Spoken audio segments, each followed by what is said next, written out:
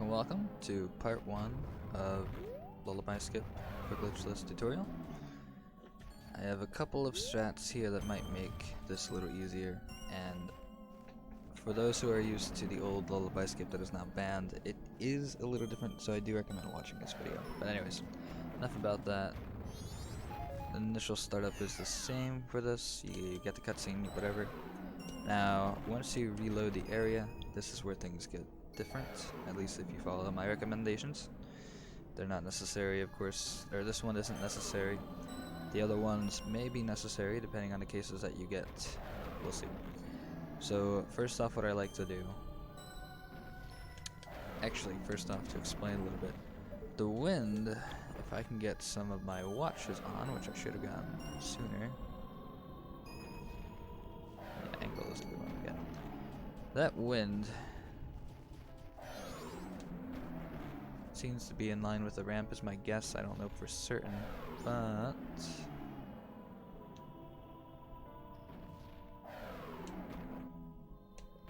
more specifically, this ramp itself, assuming it is in line with the ramp, or when in line with the wind, is like perpendicular to 0, 0, being that direction. Parallel to C0, C1000, I guess, and 4000. Also perpendicular to 8000. So basically what that means is that these are the cardinal directions, I guess, if you want to call them that. I guess this is north. Riley can correct me. Anyways, if you are to face perfectly at 8000, then you will be fighting the wind at a very direct angle. That means that two things. One, of course, fighting it, you're going to have the most resistance against the wind. You're not going to be pushed to the side much at all. But two, if you were to lock that angle in, all you would have to do when you get to any part when the wind blows is hold control stick at neutral and then just target. And with your spike rolls, you'll be continuously going forward into the spikes. That's just how spike rolling as Goron works. It reverts back to the direction that you were targeting, basically. Even if the black bars aren't there, it goes back to what you were targeting, just like this, kinda, except with spikes and a lot faster. So specifically when referring to 8000, usually you get your wind somewhere around here. Okay, just pretend I have 8000. Somewhere around here for the first one, that's important, and then around here for the second. With this little strat, if you have 8000 angle, which is actually easy to get, then you just have to make sure you don't fall backward from the wind pushing you back into the void. So you just have to go left if you're a little too right, and you just have to be aware of this pull, which you always do. It's a very annoying pull. And then up here, you just have to make sure you drift left, go back to neutral on the control stick, then Goron Link will do the rest. So he'll balance himself against the wind. You don't have to struggle left and right or try to hope that your angle is going to work. It's going to snap to a good angle, basically. And then you can go back up to here, go back to the right if you have to go across to, like, avoid falling off in the void by falling off here. So anyways, what does that look like? Let's find out.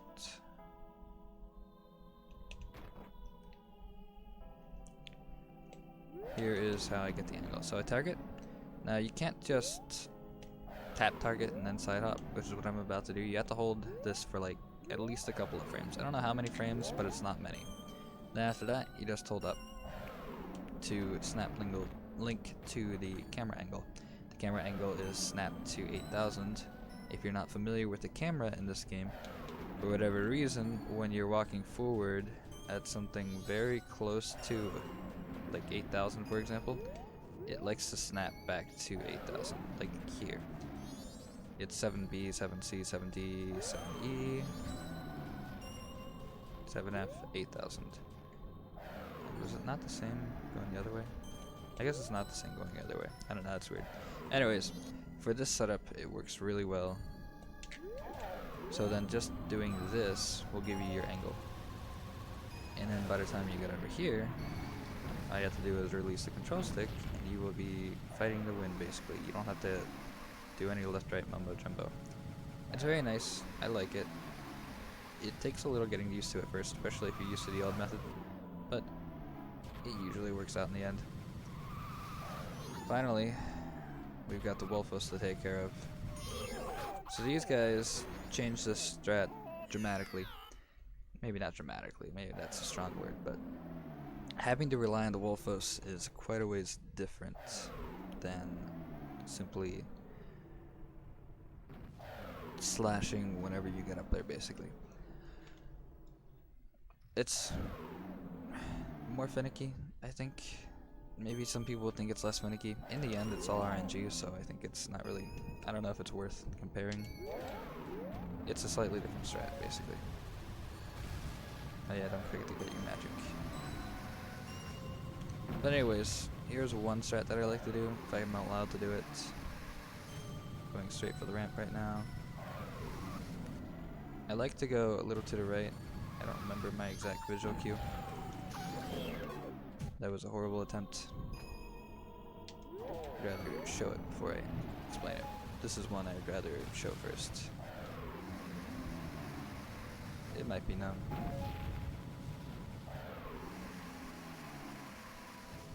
Okay, so coming up to the right side. Ignore my previous note going right at it. It's been a couple days since I did this part. Alright, so that's a good spot, I suppose, for there. Target.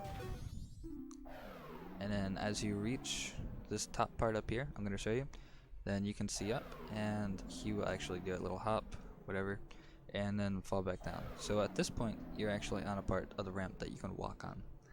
And then you just have to wait, hope and pray that the Wolfos will come back at you. Oftentimes they will come directly at you. I think it's just part of their, AI to attack you directly in this scenario. Not always, but it's nice that most times it happens. Continue to hold target, that way, you know, if you have to use the wind, the Tattle Sea up to fight the wind, then you can do that. Okay, or have to do that. And it looks like they're gonna screw me over in this case. So that's an unfortunate event.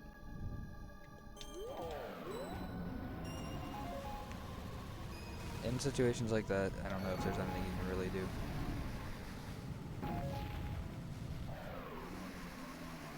Nice, easy Goron rolling.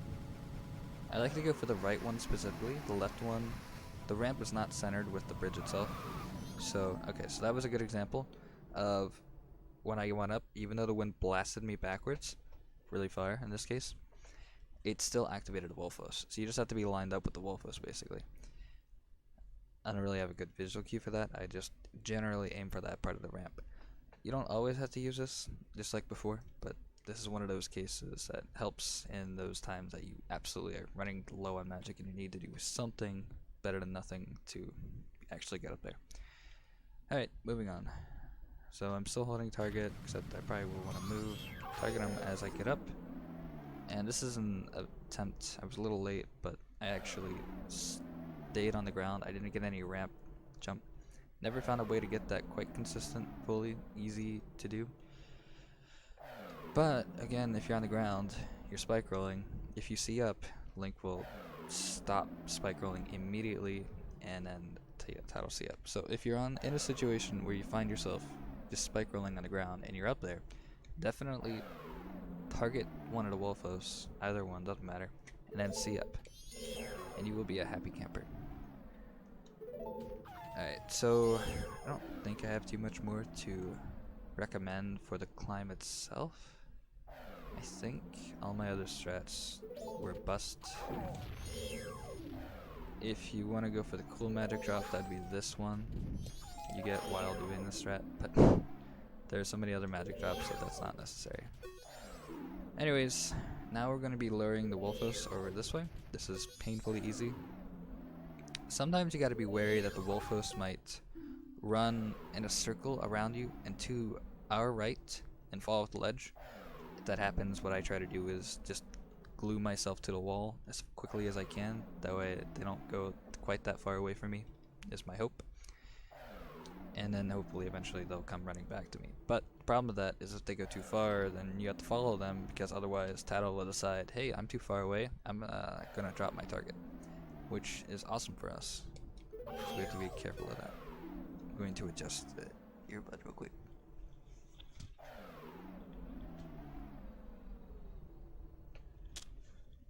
So, there is RNG, but for the most part I think it's manageable enough, especially for the time save. So this corner right here off to my left, if you can see it, I'm sure you can see the wall right there. That's where I usually try to go to, bare minimum. You can make it from here. Sometimes it's kind of tight with the wind, so I try to make it up a little more just in case. There is a snowball behind me that usually you will see. Yeah, it's hard not to see when you go back far enough. One of the Willfuls will easily make it back. The one that's on our left as we climb up the ramp. The one on the right usually will try to go back home whenever you try to go that far. But you can usually make it up a little bit further than this. Okay, that'll decide it too far away. This is acting like the one on the right, so I'm gonna go use it just to show how far you can go. I feel like using the right side, or I'm sorry, going up like towards the fairy fountain on the right side. When I used to use the Wolfos for the old strat, the Wolfos tended to go home a lot sooner than they do on this side for whatever reason. I don't know if I'm just more used to it or if it's a placebo effect or whatever the case is, but they seem to be pretty friendly with this side. They don't like to go home for whatever reason. Alright, so now they're starting to go home, and we're plenty far up. We don't have to worry about it too much. I'm just doing it just to show it off. Next up, we have to turn around. What I do is specifically hold target after I turn around. Then I get a quick roll.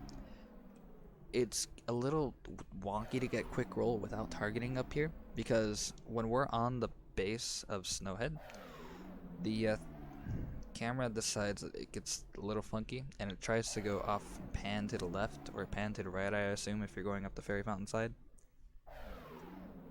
So targeting obviously is going to help with that, but there are some other caveats with targeting. So what I'm going to do is hold target once I get the quick roll, this quick start, the ESS roll, whatever you want to call it. I call it quick start personally, since it's not technically ESS. So you get the quick start, and then what I do is release targets. And I do that because there are a couple of seams that join up there that will change your camera, kind of like you're going between collision planes. Like say if you get inverted cam in the Lost Woods, very beginning of the run, while you're back walking towards logs, the camera will snap back to where it's supposed to be when you cross over a certain part of where the collisions are, where you're walking between the logs, between the hollowed out log, in the hollowed out log. Wow, that was horrible. Late night. It's kind of like that, except wonkier, because the camera tries to turn while you're doing that, and it's not like the camera tries to return to it.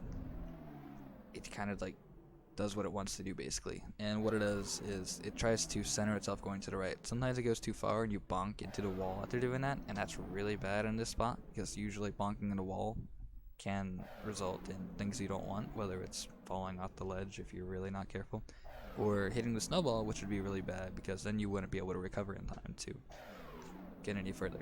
So anyways, monologue over. I'm just going to show it after the wind dies down.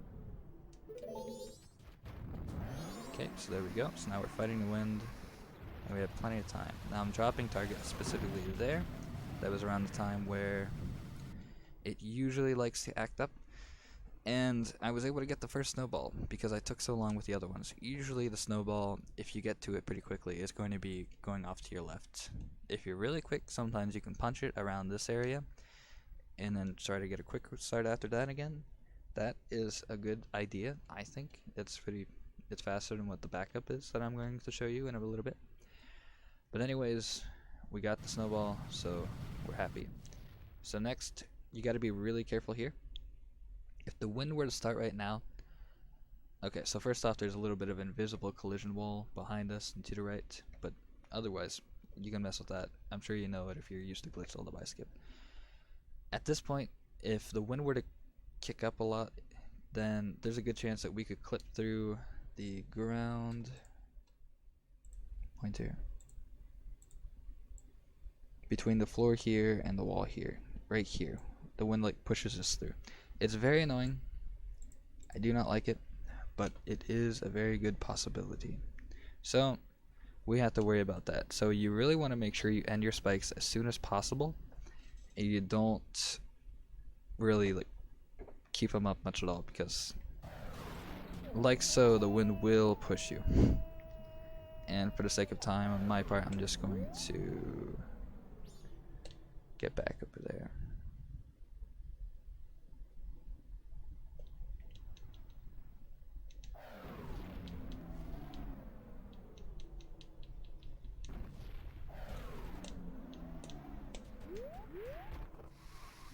Alright, so hopefully you fall gently, which is what you're supposed to do, to avoid that, because that's very annoying. And I think it's height related, so the more height, the more gravity that you have acting on you and the wind pushes you, I think that's what pushes you into the cliff. So that's why height is really bad. You just want to fall down as soon as possible. Alright, science aside, next up you want to roll over here. And our goal right now is to blow up these two first snowballs. We leave the third one alive. I'm sure if you've seen the vids, you know that already, just because trying to eliminate that snowball from here, that one there, is a pain in the arse. It's really difficult to do consistently. Possible, but really garbo, because you have two factors going on against you. I have RNG. One's not technically RNG, but it might as well be based off what you're going for. The wind, and when exactly the snowball ends up in whatever spots that you're going for. So I don't do that anymore. It's a garbo thing to do. Instead, what I do is just focus on these two snowballs, and for this one, I use a bomb. I wait for the snowball. If you just saw it roll by, now it's behind the bridge. I wait just like half a second after it does that. Then I pull a bomb, and between wind cycles, throw a bomb towards the snowball, like so. Sometimes the pulling of the bomb is a little more lenient than that, and that's really good because that gives us options. So if you notice between wind cycles you're not going to have an opportunity if you pull it at a certain time, consider pulling it at a different time, whether it's earlier or later, and you should have a better shot. I would let you get used to it. That's a reactions thing in my opinion. If this snowball were up here, let me go ahead and reenact this for you. This is easy to do. If this snowball is up here, what you can do, what I do is target around right here. Excuse me. This isn't necessary, but it's a little neat thing to do. Makes it nice. I pull bomb as soon as it lands. Throw a bomb in that direction. And if you saw, what I was doing was back blocking, but I didn't move at all. And when I did that, in this specific spot, the ground is low enough that if you throw it immediately upon doing so, it won't bounce back and behind you. It's just going to go right forward through. So it's a little cool caveat. It makes things very easy. You don't have to back walk a little bit and blow up the snowball or anything. It's just easy peasy mode, basically. Okay. This is a little out of order, but I'm going to have to come back here and blow up the snowball real quick. I don't have wind sound. That's not good. That should be fine, actually, because this is about the end of the first tutorial. The second tutorial, I'm going to go a little more into how I'm going to teach this thing, because I have my save states, you might have noticed, and I have a little bit of a thought, but I'll get more into that later. So, without further ado, good luck, have fun. Let me know if I can improve this part of the tutorial. It was rushed and probably scuffed at times. See ya.